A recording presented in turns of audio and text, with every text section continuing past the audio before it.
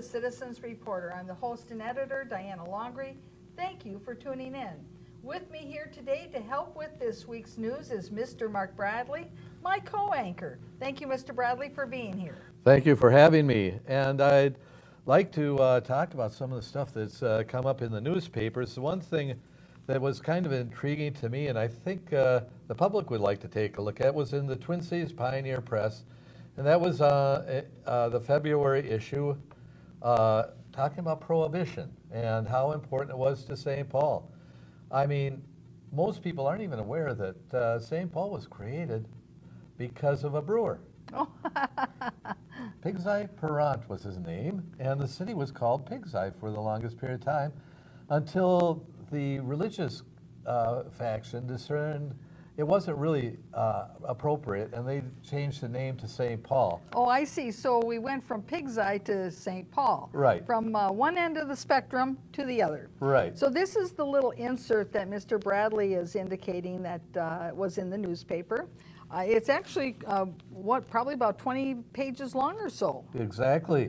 And it gives a lot of information on it. The sad part about it is it doesn't give you how many breweries were there during Prohibition and how many failed after Prohibition, and also how many were left. But now we have no breweries at all. But I have to, because of information, have to admit that my father did work at one of those breweries called Hams. And I was very intrigued on the history of the breweries over the period of time and the excitement that was there and what it created for St. Paul.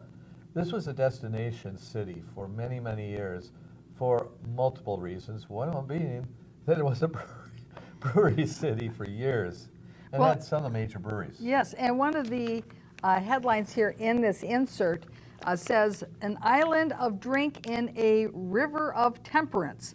Its Sin City roots made St. Paul fond of booze and dependent on the revenue it generated too." So that indicates that obviously once Prohibition went into effect, it had a financial impact on the city of St. Paul. Oh, definitely. In fact, one of the areas there mentions how many people were working during the Prohibition, just before Prohibition. At Hams alone, over 1,000 people were working there. So it did affect a lot of Minnesotans at that time by the fact that their jobs were totally lost because of Prohibition. Yes. And then there's halfway through it, it talks about some of the financial consequences and the impact it had even on the social elite. Right. Where there's an article, and they have a picture of the front page of the St. Paul Daily Diary. That cotillion is sad failure. And obviously it didn't go along very well because, well, it was in the middle of Prohibition, and they didn't have the type of cotillion that they expected to have, considering there wasn't any alcohol available. Of course, it was helpful for the authors because if you took a look at the picture next to that newspaper article, that happens to be the gentleman who wrote The Great Gatsby, F. Scott Fitzgerald. And he lived in St. Paul at that time, and he was talking really about what was happening in St. Paul. Right, and then another part of the article, and this is very fascinating because people always want to know, well, what about the people who disobeyed the Prohibition, those people who were the alcohol runners or the people who were the makers of the moonshine?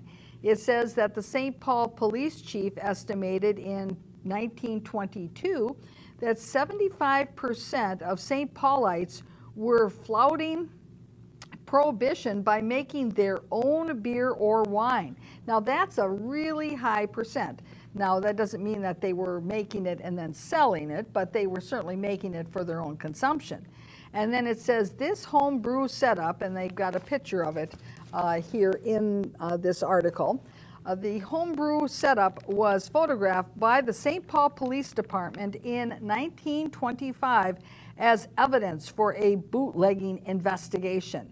And then there's a picture of these two sisters also. It says the sisters, Florence Freemuth Left and Susie Freemuth Doffing, were arrested by federal dry agents in 1924 after they were caught tending an expansive moonshining operation in Dakota County.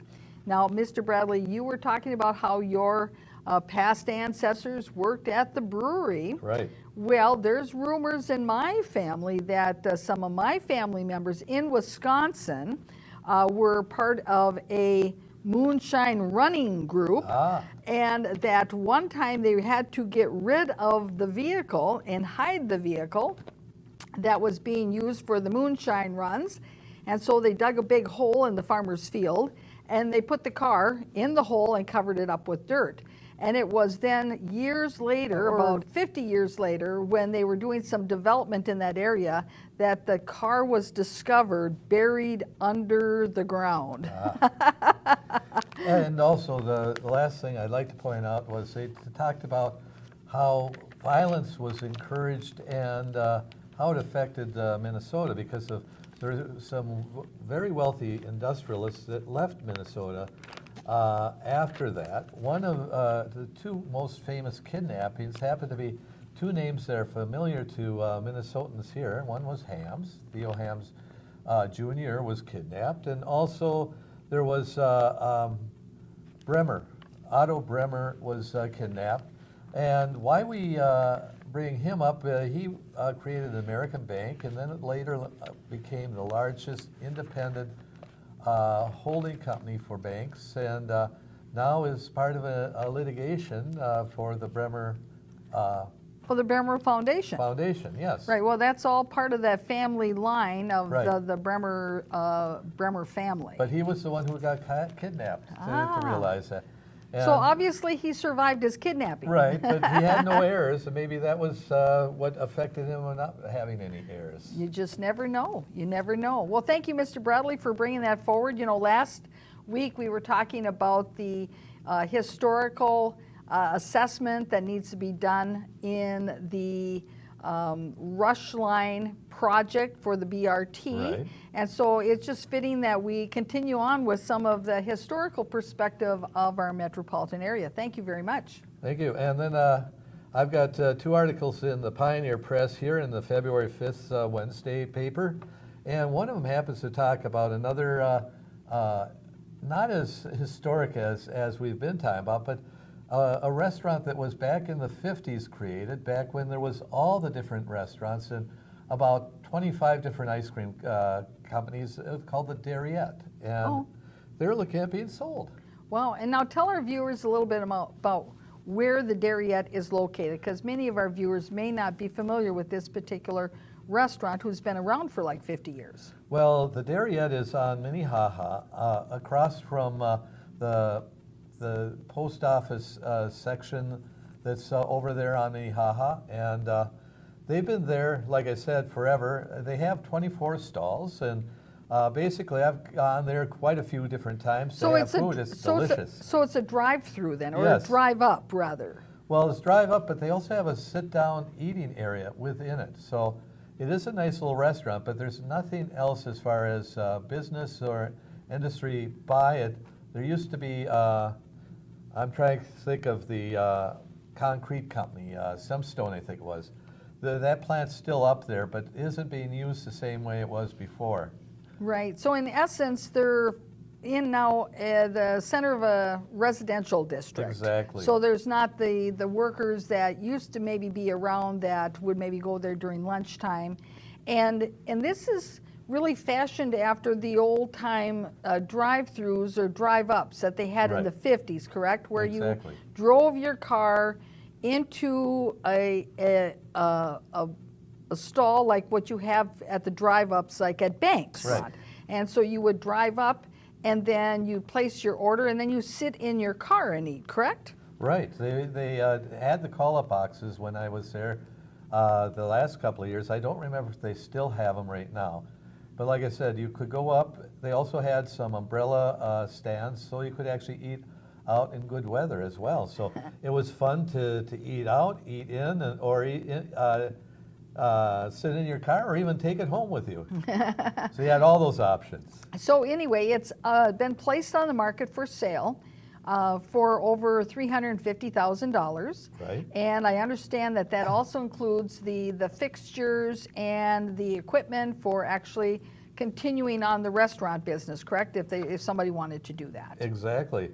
And the other article that was in the same paper happens to be talking about cost of security rising for festivals. And to be honest with you, everything rises, so that isn't unexpected. What the difference, honestly, I think, is that St. Paul has lost most of its major donors, which happen to be businesses and industry that had money, and they've left the city, and we're not going to see them coming back. And so are you saying that that's in relation to that they're not then now sponsoring these festivals? Exactly. Mm-hmm. So without that money and finding that there's less and less there, the newspaper obviously isn't financed as much. In fact, the Winter Carnival has the same issue with its Keep venue in mind, this year. many times the reason that corporations will sponsor an event is because it gives them visibility in the public. It's part of a marketing plan, and they may not have put those kinds of dollars into that aspect of marketing. Perhaps they have found that it really doesn't have that much of an impact on their marketing or their visibility in the public. And it may depend too on the type of festival it is and where that festival is. And again, if you have festivals that have maybe been long running and that they've run their course and that their numbers of attendance aren't increasing, or it's pretty much the same people every year, well, then that's where a corporate sponsor might start to think, well, is this where we want to spend our marketing dollars? Because are we reaching new people? Are we having a new and greater impact? And they may decide, well, it isn't giving us what we're looking for, so then they move on to either other festivals in other areas or other different marketing techniques for those dollars, because in the end, they only have so many dollars.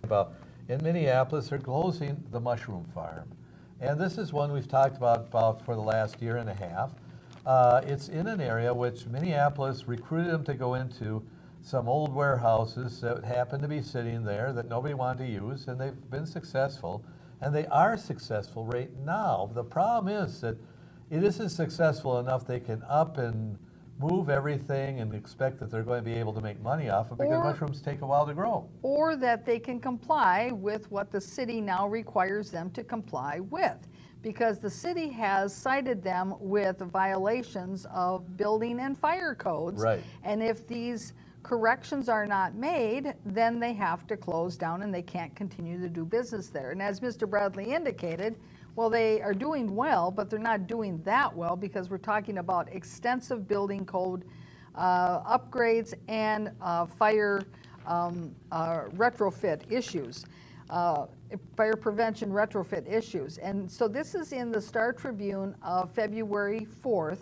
And what's fascinating, Mr. Bradley, about this is that apparently the mushroom farm, which is called Mississippi Mushrooms, they just received an award for the fact that they were doing this wonderful business in an urban area, that they were producing locally grown produce, all the things that we hear our elected officials say that they want. They want to have local business, they want to have fresh produce that's produced locally, that's available locally, that supports the local market. But the fly in the ointment, there is one there. And that fly happens to be that the city is now working with a couple of different groups that want to redevelop that area into a park area. Right. So now, while the business is flourishing and doing exactly what the public policy is all about, the city, though, has their own ideas about how they want to interfere with local small business and have their own bigger, better idea on how that property can be used. Now, we see this kind of conflict going on all the time. We saw this certainly in Maplewood, where Maplewood is putting the screws on the Myth Entertainment Center, which of course resulted in Myth's developing a hotel next to the Myth, put the kibosh on that, the whole time that the city of Maplewood is working on putting a hotel up by the Maplewood Mall in a different location. So you see, it's the same kind of heavy-handedness that we have seen time and time again. So it's not just in Minneapolis, it's not just in Maplewood, it happens pretty much anywhere if you take the time to look. But now with regard to Mississippi mushrooms, it says here that they've actually been in this location for 5 years. That's a substantial amount of time. And that the city of Minneapolis never figured it out within 5 years that they had these code violations and didn't work with them early on. But as Mr. Bradley indicated, well, they're going to take notice now because they got some other ideas about how that land should be used rather than having a mushroom farm. And we also have to consider, it's the same question we ask in our city, is that going to bring tax space or is it going to take minus tax space? Because the fact is, what I read in there is it's supposed to have a pavilion and all kinds of nice public assets, and they're great. But at the same time, you're losing how many jobs and how much tax space is there? And that means that the rest of the city has to pick up the cost for that. And in this article, it says here that last year, Mississippi mushrooms saw 50% revenue growth. Now that's pretty substantial. And they made strides in a technology to grow mushrooms more efficiently.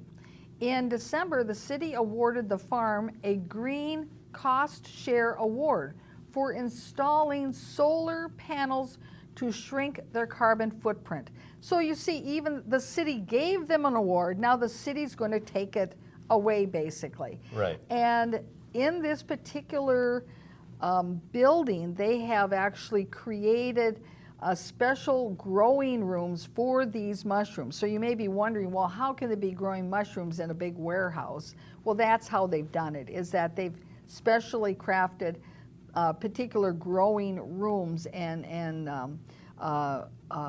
containers, so to speak, little greenhouses. They're not really greenhouses, but it gives you the idea for the growing of the mushrooms. So thank you, Mr. Bradley, for bringing this to our attention. Okay, Mr. Bradley, what's next on the agenda? We got the latest, the February Maplewood Living, which first of all you go, okay, you have all these different groups that are supposed to be meeting. You know, your historic society, Maplewood Historic Society, and all these others are supposed to be meeting. And Maplewood, you don't see anything like that. But they're talking about how they have to do this initiative with the religious groups to help because there's not enough money in the coffers. And kind of what I made the point is, Maplewood has not really done too good on recruiting industry into Maplewood. Right, so they're trying to find another partner to help them in the community with what they can't figure out what to do. So front page of the Maplewood Living, and this is, by the way, a monthly publication that is sent out to every single household and many of the businesses in Maplewood. So it's an excellent way for City Hall to communicate to everybody in Maplewood what is going on, what are the current initiatives, how you can get involved, what are the meetings, what has happened at various meetings, and give her, a summary of what was discussed at various meetings. In case if people didn't watch it on their website, or they didn't watch it on the cable channel for the government TV, that this would be an excellent avenue to communicate all of that. And yet, as Mr. Bradley indicated, it is really slim. What is in this issue, February 2020? Well, there's the article about how appointed Mayor Marley Abrams and appointed City Council member Sylvia Nesbet are working together with the faith community, where they had a meeting with them to find out how they can help Maplewood reach out to people in the community. Wow. I think that this is the #1 way Maplewood could reach out to the community, is their own newsletter. And of course, let's see if they've done that. Okay, we turn it to page 2, and we see advertisements the phone numbers for Parks and Rec, Public Works, non-emergency, the YMCA Community Center, and the phone numbers for the city manager, city council, and the appointed mayor. Page 3 we're looking at. We have a huge one-page ad from Xcel Energy. Okay, that's the first time I've ever seen a full one-page Announcing how they're ad. going to run a pipeline through our city. Right, but that's still an Xcel ad. Oh, I know. Then next, we turn to the next page. We have a half-page ad advertising that you too can join the 2020 census team and how you can do that. Well, that's not really news. That's already been in all the newspapers. It's nice it's in there, but it's not specific to Maplewood.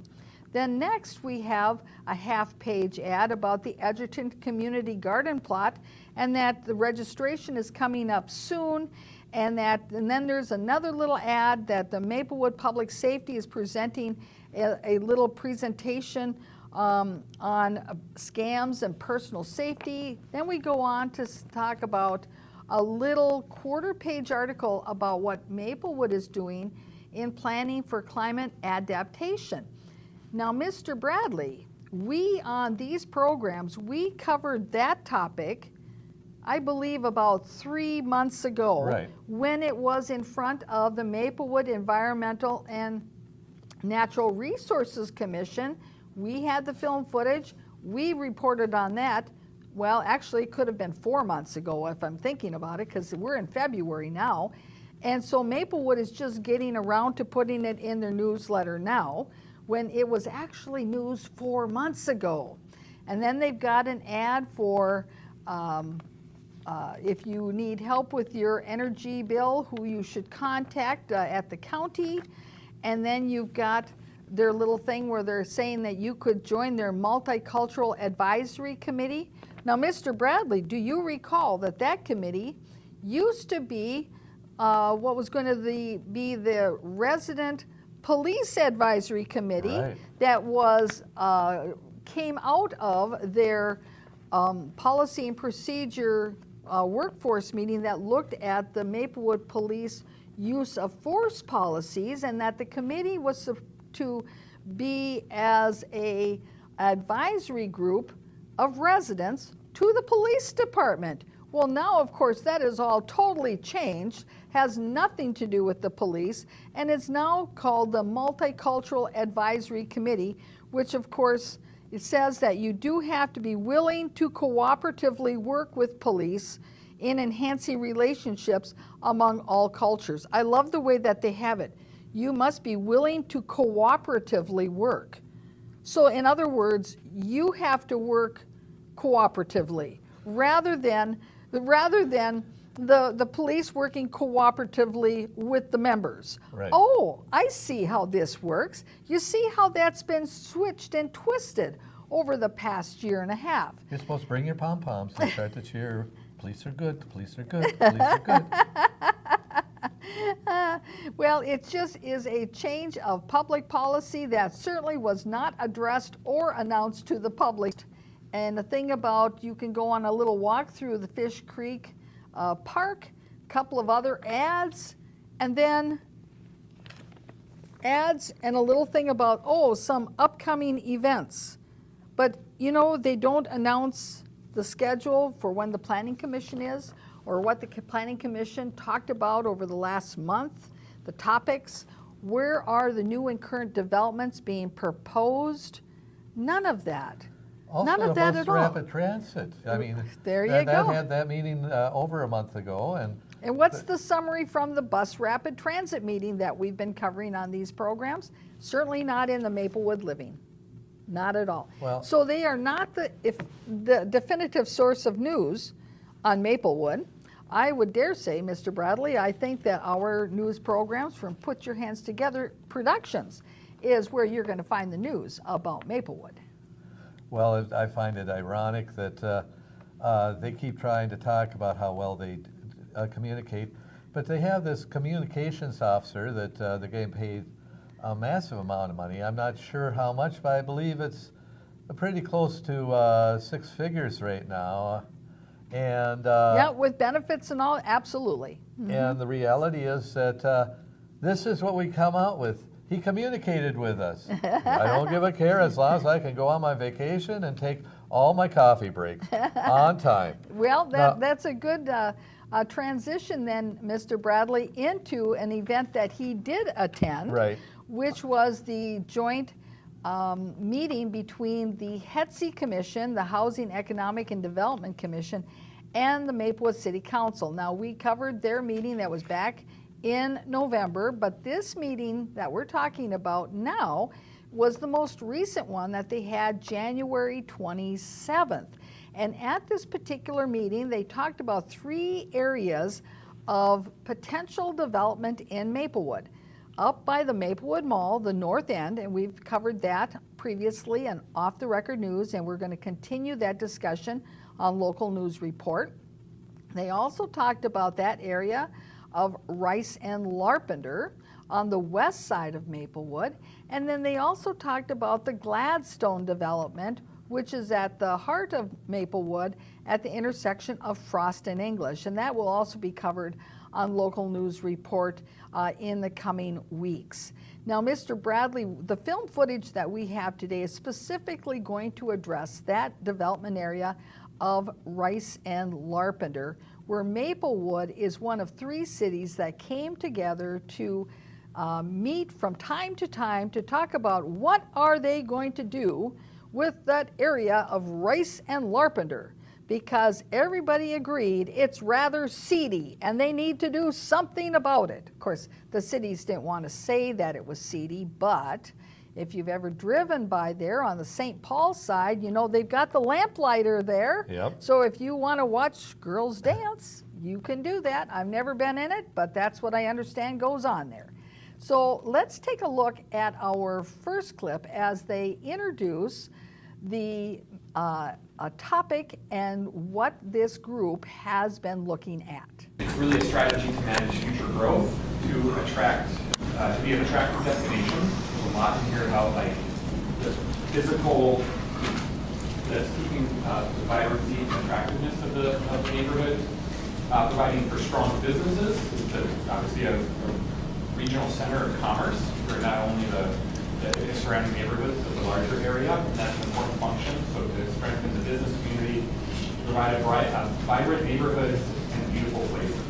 So that's kind of the why that was adopted in 2018. As he indicated, this group of the 3 cities, Roseville, St. Paul, and Maplewood, they came together in 2018. And it was the purpose to how to make this more vibrant and to open some of those communications of how are the 3 cities looking in developing that area so that they've got consistency in their comprehensive plan. Right. And so they put together a little plan, and then they had some meetings. Now, it's ironic, though, in that none of these meetings were cable cast or televised or filmed, so that nobody really knows what was discussed at these meetings, and they didn't even really identify when the meetings were going to be held so that people who lived in the neighborhood could, as members of the public, attend these meetings to see what the people who run their cities are planning for their neighborhood. So let's take a look at the next clip as he continues on with the discussion of the vision for Rice Street. Now keep in mind, Rice Street is a major thoroughfare. Larpenteur is a major thoroughfare. But here we've got a major thoroughfare, and this is what their grand vision is. Some of the specific initiatives that are talked about in the vision plan are providing safe connections for walking and hiking. That is throughout the plan as well. Improving the aesthetics and the quality of street design, capitalizing on development and redevelopment within the neighborhood, creating an environment of people first, automobile last. People first, automobiles last. So the initiative is to try to figure out how to engineer the streets in that area to discourage the use of motorized vehicles. And yet, how does the business community in that neighborhood feel about that? I was going to make a point here too. This gentleman is from Maplewood, or is he from just is he one of the St. Paul people or what? He is actually the community development director of Maplewood. He is on Maplewood's staff. Well, you'd think he would have some type of concept of which industries are growing and expanding in Maplewood. Well, keep in mind, Mr. Bradley, is that along Rice Street, there is a large commercial segment of the business community that is on the west side of Maplewood. That's part of our Maplewood tax base. Right. And then on the other side of Rice Street, along either the St. Paul side or the Roseville side, again, it's for the most part all commercial properties. Right. And all of those businesses have big trucks delivering goods to them or shipping goods out one way or the other, whatever their business is. I mean, whether or not if it's the Cub grocery store, whether or not if it is the company that has boats, whether or not if it is the restaurants on Rice Street, whether or not if it is, for instance, the drug stores along there. They all have large trucks that are part of their business. Right. And so if you're looking to narrow Rice, and by the way, they have already narrowed Larpenteur and cut down the number of lanes, that if you're looking to do that, that's not very conducive to having big shipping trucks that are bringing goods to and from your business community. And let's not forget that a major destination happens to be a lake that's in the area called McCarran's. And you know what? They're going to get to that. So let's continue with our next clip. And then lastly, developing a village by the lake, capitalizing on the McCarran's Lake region. We're in part the natural amenities of McCarran's Lake on the west side. As you indicated, Mr. Bradley, McCarran's Lake, they're going to use that as the springboard for developing a village. A village? That confuses me because of most of that land is owned by private individuals that isn't part of the public park that's there. Well, and but for swimming. the public park is owned by the city of Roseville. Yes. And we don't know what Roseville's ideas or plans are for their own public land. Perhaps they are looking to do some development in and around that area. So if they are or they aren't, we don't know, but that's something that anybody who's interested in that, who wants to know more about what Roseville's plans are, they should go and start to dig into this at the city of Roseville to find out. I want to make the point, though, that I went to McCarran's Lake to swim and do things when I was younger, and it was easy, was relatively easy access, but the narrowing of first the road going to it, which is Rice Street, would make it much harder, and in fact would make it almost impossible to do any type of housing concept, because the fact is that'd throw many more cars onto that roadway than can handle it at this point. Well, that's the irony of the whole thing. Right. We want more housing, but we're going to narrow the street. And that doesn't seem to be consistent with the fact that if you've got more people, that you're going to have more cars. Oh, but Mr. Bradley, that's right. They're working on getting rid of cars. Everybody's going to ride bicycles to their houses. That's right. Because there is no mass transit there. Well, but I'm sure that's next in the plan, correct? Oh, buses. Remember, rapid buses. Yeah. That stop 25 spots between 1 and 1 mile. That's rapid. Let's continue. Just to give you like an update, so what's happened since 2018? The mayor has been very involved in the Rice-Larpenteur Alliance. So we've launched the interim, called the Interim Rice-Larpenteur Alliance, where this is representatives from the county and the 3 cities come together every month. We meet. We hired the St. Paul Area Chamber of Commerce to lead that group, and hired Kim O'Brien as their executive director of the Rice-Larpenteur Alliance. So now we hear that not only is it the 3 cities that are part of this alliance, but also the county. Right. So that means that really who's driving the policy? The county. Because the county is driving the policy in many respects throughout the entire county when it comes to transportation and this concept that we want to eliminate the number of single occupancy vehicles on the road. Now, on Off the Record News, previously last week, we covered the program where in St. Paul, the St. Paul City Council has actually taken that initiative a step further, and they have passed their climate resiliency plan where they have set goals that within the next 10 years that they want to decrease the number of cars of single occupancy vehicles by 10%, and that in 20 years reduce it by 20%. Well, the question that we posed on that program is exactly who is going to give up their car? Is it that they're going to go to all the poorer neighborhoods and tell them that they got a quota, that they need to eliminate their cars? Or are they going to go to the neighborhoods that have the higher discretionary income and tell them that they're going to eliminate their cars? It's going to be a very difficult situation. So because they can't tell people to get rid of their cars, they're going to do what they can do next, and that is to narrow the roads, to decrease and limit the amount of accessibility of vehicles to certain locations.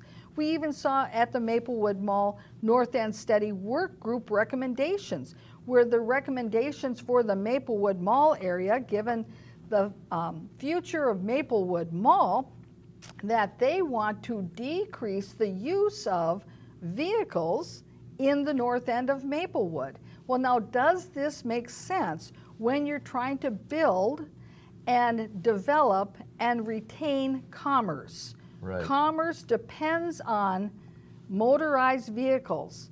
If they're only to depend on mass transit, their business will suffer.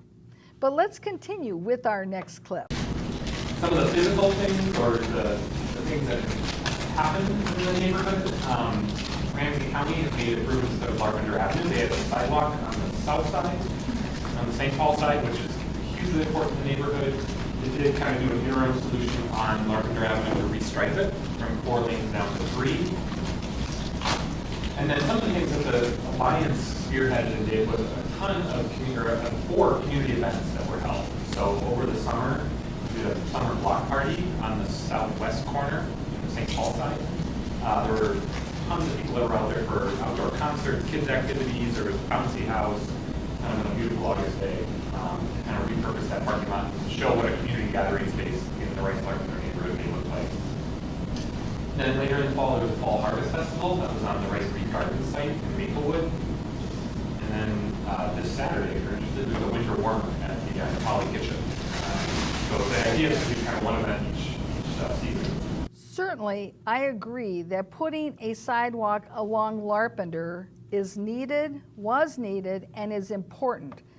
Sidewalks should be along Larpenteur. That is something that the county should have done long time ago, and they could continue that idea further on Larpenteur when it is in Maplewood, because that is something that is very much missing from Larpenteur. Right. But you heard how they restriped Larpenteur and making it so that it's really only 2 lanes. He says 3 lanes. I was just but- going to make that point. But that 3rd lane is really just in the middle, and you're not supposed to be in that lane unless you're turning. Yes. And there really are only 2 lanes going.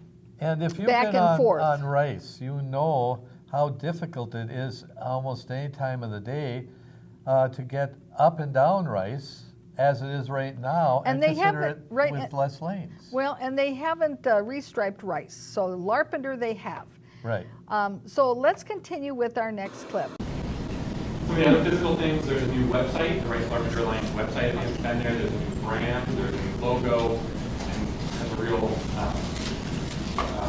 identity for the neighborhood from a branding standpoint.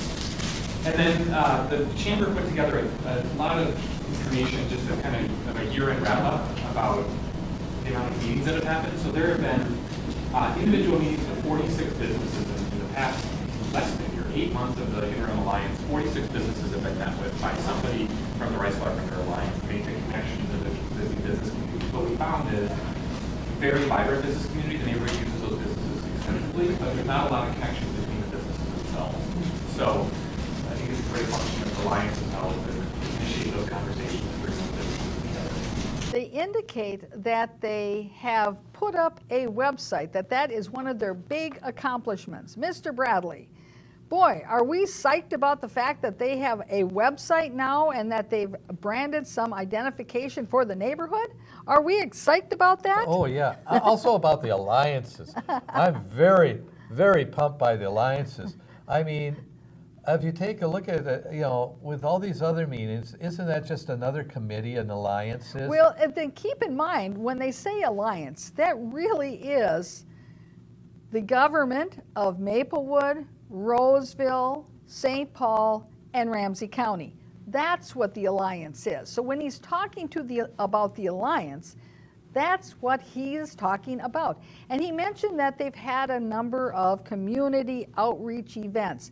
You notice that one of them was right in the parking lot, right in front of the lamplighter, by the way. Oh, yeah. In the southwest corner of the intersection of Rice and Larpenteur. Well, that's exactly where the lamplighter was. And he said it was a family-friendly event in front of the lamplighter. So here we are. We've got this alliance. It makes it sound like they're really going out there and talking to the businesses. He mentioned that they reached out to 47 different businesses. Well, the members of that alliance, did they really go out and talk to the businesses? No. You know who's facilitating this alliance? But none other than the St. Paul Area Chamber of Commerce, who's been hired to facilitate this. Oh, aren't they the same organization that was hired by Maplewood to also do their reach out to the business community for retention efforts? I guess they just recycle the same consultants. In fact, I brought this sheet in with me that actually is an announcement by the St. Paul, it used to be SPCC, St. Paul Chamber of Commerce. The A means area, meaning there are other cities in it, but notice, doesn't name Maplewood, doesn't name any of the other cities that are there, and it doesn't really try to do anything for them because of we still don't see any new businesses being brought in. But that's because you want their focus to be on business development. Right. Their focus is not on business development. Their focus is on advancing mass transit. Because if you run for office and you fill out any of their questionnaires for office, a great part of the questionnaires has to do with mass transit and your view on mass transit. And that is generally what they're always busy promoting and saying that that's what the business community wants is mass transit. So that's what their focus is on. Their focus is not on business development. But we, from our other shows, have proven that it's skewed opinion because the fact is the mass transit isn't growing, it's diminishing, number one. You mean the ridership? The ridership Right. is. And the fact is that when they're trying to talk about this, it's really trying to say that we're going to try to do a lot of low-income housing. Let's continue as he talks a little bit about the alliance.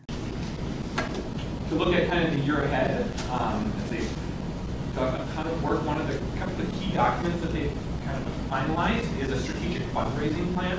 So this is how can the Rice-Larpenteur Alliance be funded on a long-term basis. So that's kind of been led by the cities and the county. So how can we kind of transition from those city contributions to philanthropy, to kind of shared services, to a more long-term sustainable financing for the work of the Alliance. How are they going to fund them for a continued lifespan? Because currently, each one of these cities contributes a certain number of dollars to fund this alliance. So St. Paul contributes, Roseville contributes, Maplewood contributes. Of the 3 cities that are contributing to the creation of this alliance, Maplewood contributes the least. But who's going to contribute and carry on the torch of the alliance? Well, let's take a look at our next clip. For Rice and Larpenter, there's the alliance, this group of Rice Larpenter Alliance. businesses. Actually, it's the 3 cities in the county.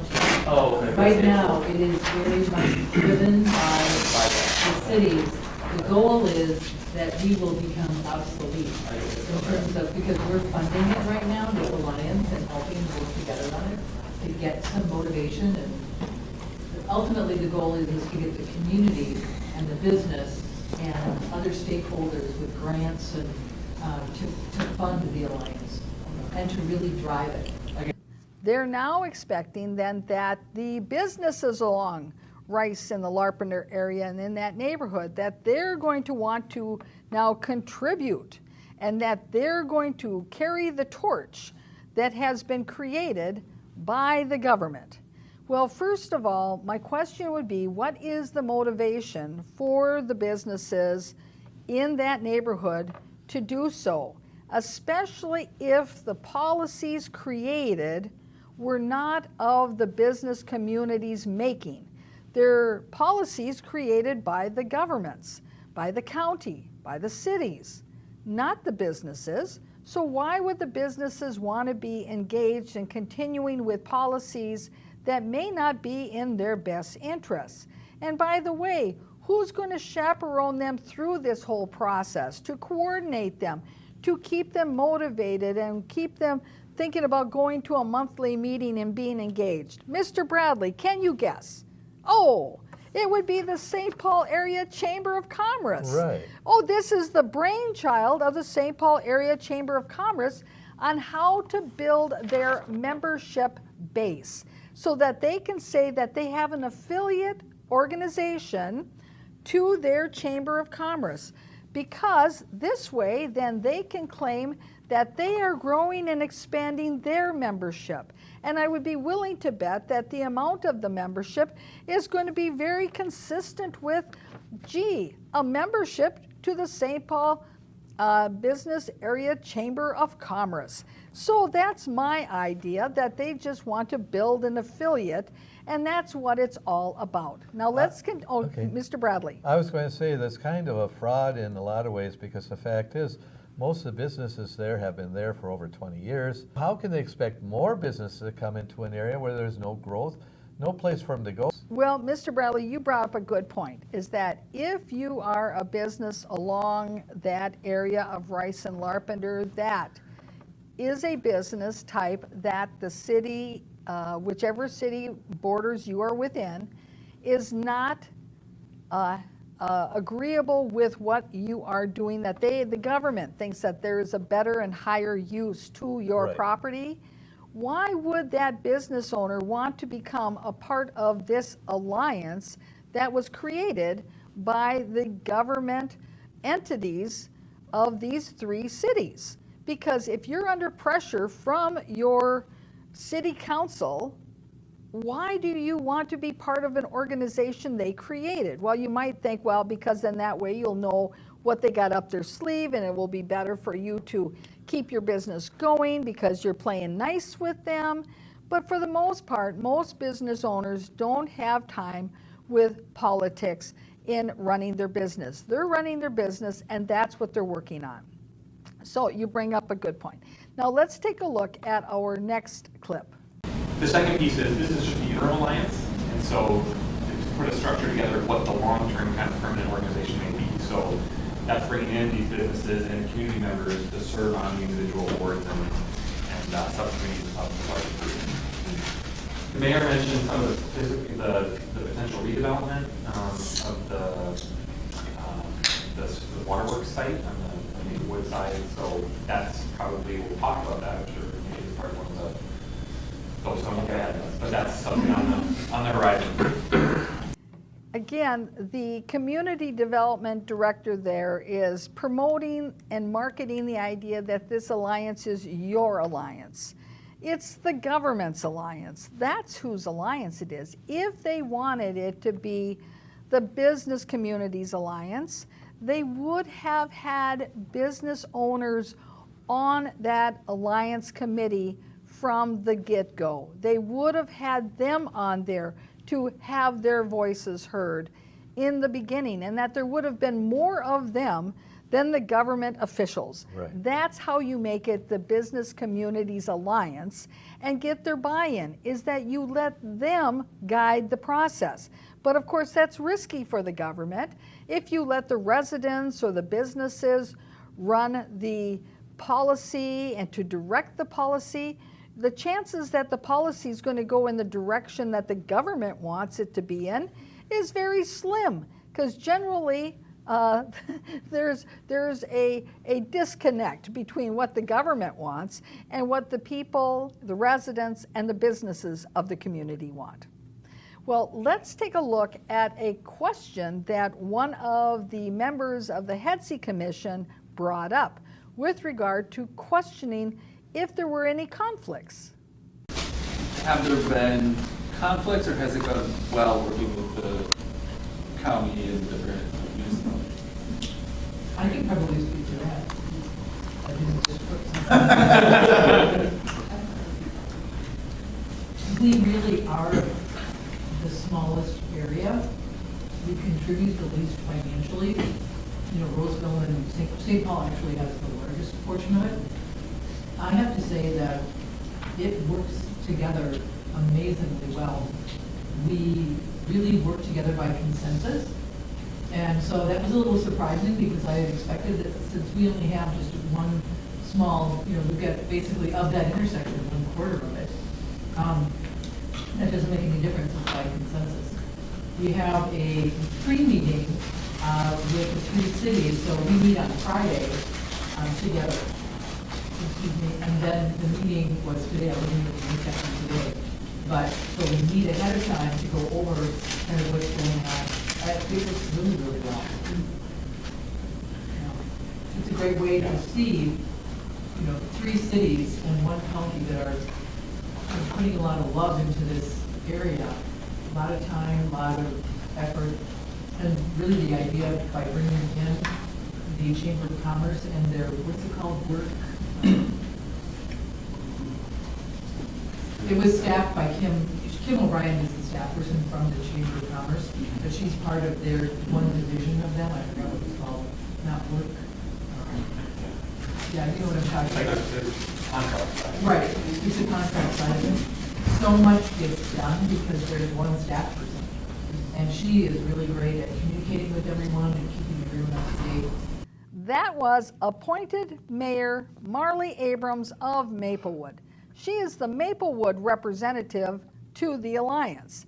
Now, of course, she has much to say about how well it's going, and you noticed that she indicated that they have pre-meetings before they really get together to have their Alliance meeting, and that they get a lot done that way by having those pre-meetings. You know, that means that they have these secret meetings that the public is not involved with, that they're not invited to, and that they can't attend.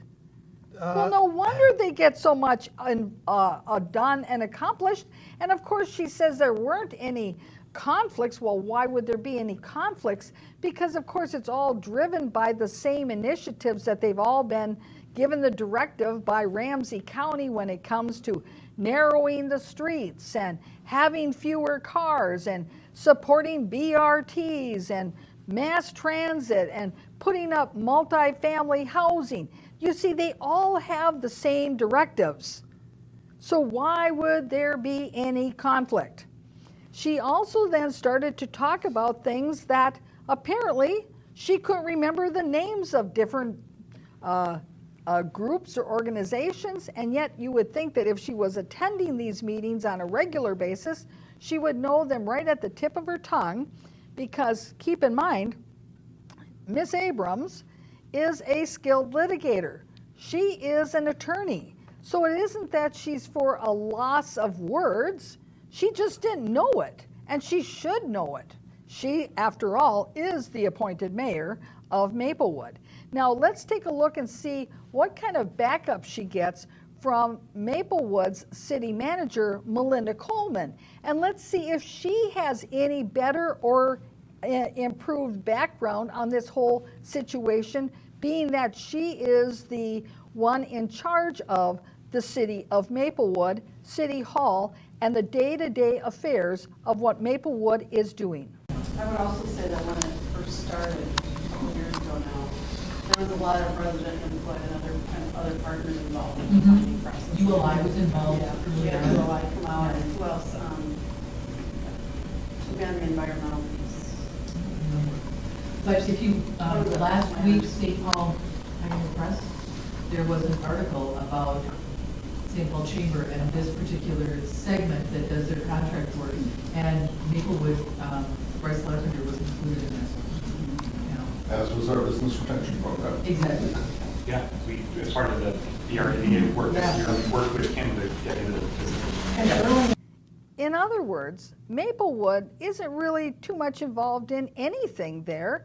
That really the whole facilitator of this process is the St. Paul Area Chamber of Commerce. And you heard City Manager Melinda Coleman indicate that in the beginning there was some input from the residents and from some of the businesses, but you got the impression that that has really tapered off in the last year, that they're not getting that kind of input anymore, and now it's just really the governmental entities that are running the show.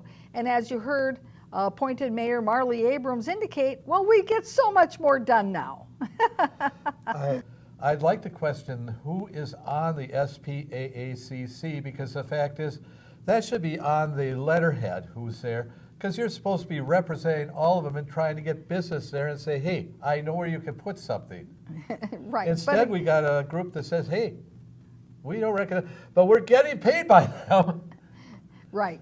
So in other words, you've got the St. Paul Area Chamber of Commerce that are working on their own agendas, which aren't necessarily the agendas of the business communities in the cities that are hiring the St. Paul Area Chamber of Commerce to assist the cities in whatever the cities need help with. Right. Well, Mr. Bradley, thank you so much for helping with the news report this week. Thank you for having me. And viewers, thank you for tuning in as well. Now, next week, we're going to continue with this discussion because we found another part of the conversation they had very ironic when appointed Mayor Marley Abrams says that one of the most important things that was really key for her was the fact that the community was coming together and was cleaning up their streets and sidewalks to make it look more appealing.